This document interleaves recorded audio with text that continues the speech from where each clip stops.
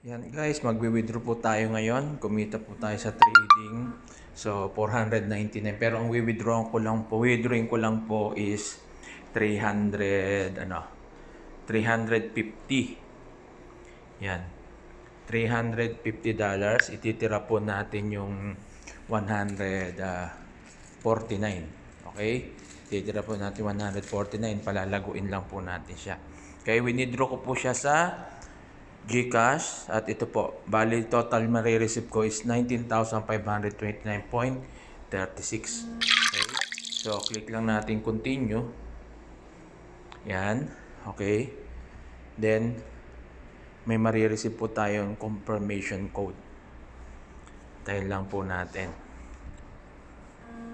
Yan po, confirmation code 784362.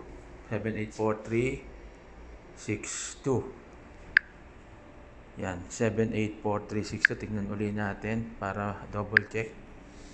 784362. Yan, 784362. Confirm. 784362.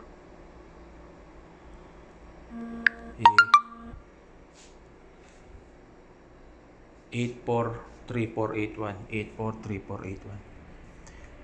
843481. Yan.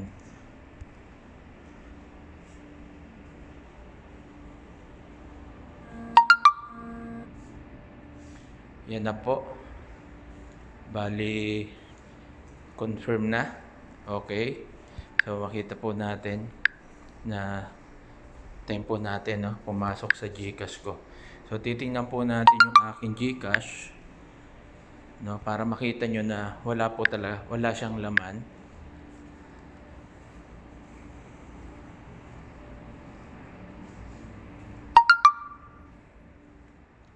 Bilis po. Yan po, pumasok na sa GCash.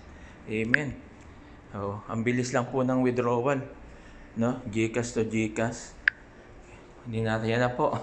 Pumasok na po. Instant po. Ang bilis pumasok sa GCash. Okay? So, thank you at God bless.